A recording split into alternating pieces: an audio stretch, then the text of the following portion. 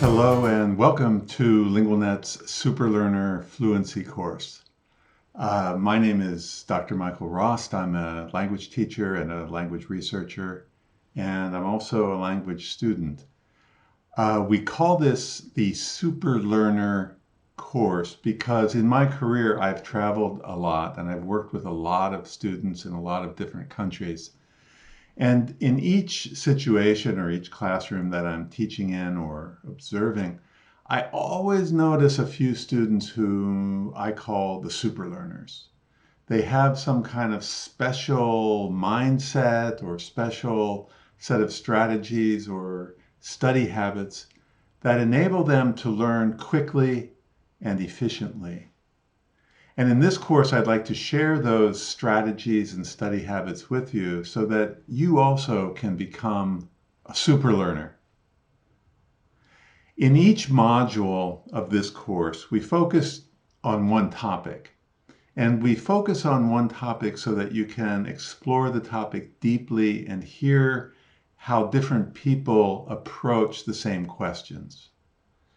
And I hope that this will enable you to develop your own sense of confidence and fluency when you're in an English conversation or an interview in English. So this module is about family. And we're going to focus on 5 questions throughout the entire module. These questions are, is family important in your country? What are some activities that you like to do together as a family? 3, do you get along well with your family? 4, how do you think the family will change in the future?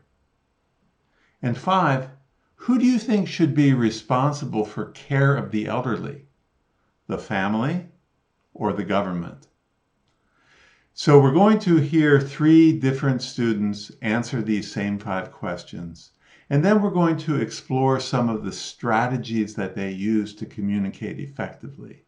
And at the end of the module, we'll focus on pronunciation skills, grammar skills, and vocabulary skills. Okay, are you ready? Let's get started.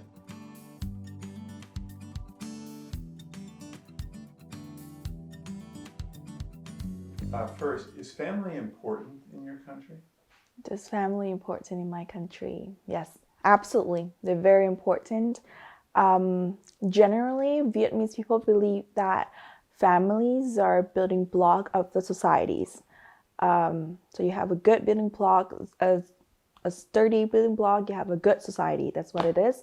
So in my case, my parents, my grandparents, my great-grandparents taught me from the very young age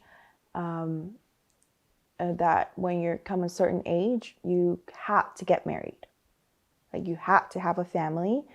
And there's another thing, like when you're 25-ish or 20-ish, and people always ask you, oh, do you have a boyfriend? Do you have a girlfriend? And oh my God, that's very annoying sometimes because nowadays they don't do that as much. They don't have boyfriend and girlfriend in early so that they can get married. They don't do that. It's get annoying. Weddings is always a big deal in every single Vietnamese families.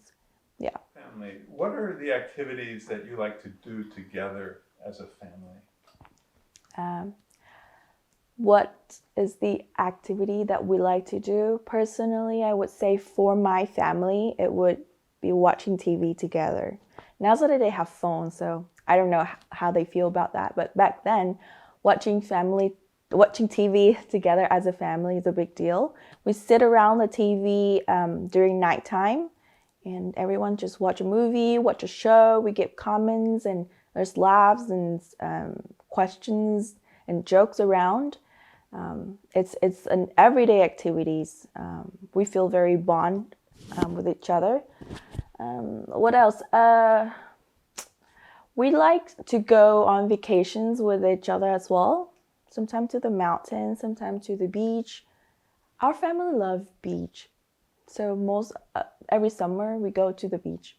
Yeah, it's fun. Do you get along well with your family? Okay. Do I get along well with my family? I say that would depends on the stage of your life. When I was a kid, things very simple. So I go to school, I go home, listen to them, because I don't know anything, right? But as my brothers and sister, we grow older, like teenagers, we started to question things, and they had to answer it, and that's it's kind of manageable, I would say. But now, like we're 18 and older, things get tough. Since we know what we're doing and we want to decide what we're doing. So it's complicated. Sometimes we have conflicts. Sometimes pride get in the way, and sometimes it's bad. But at the end of the day, we're all sitting down, and we talk about it, and we together as a family we solve problem. So I think that's important. That's the most important thing. Okay. So how do you think families will change in the future? How do I think family will change in the future? In my country, Vietnam, nowadays it's completely different than it used to. People have a more open-minded about how they want to have a family and how they define the word family. So they're more open to be a single mom if it's okay. They want to pursue their career instead of getting to a certain age and then get married. They don't feel like that tradition thing is suit them anymore. So traditional family probably, in my opinion, will dramatically decline, and they're open for more new, diverse kind definitions of family. Who do you think should be responsible for the care of the elderly? Should it be the family or should it be the government? Responsible for the elderly, government or family? Okay, for me, both. But let me tell you what happened in my country. So automatically we think family should take care of families because your parents raise you. So when you grow up, you not raise them, but take care of them. That's how you show your gratitude toward your parents, right? But since I wish that in my country it's like here in the U.S. where the government jumped in and helped in a little bit, so that people who go to work doesn't have to work two jobs. You work full-time jobs at your workplace, and you go home and take care of your parents. That's like two full-time jobs, and it will wear them out, and that's not good for the society. So I think both should go hand in hand.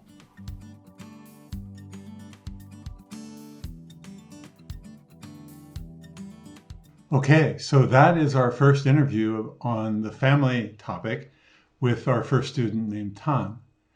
I'd like you to notice a couple of communication strategies that Tan uses to make her communication more effective.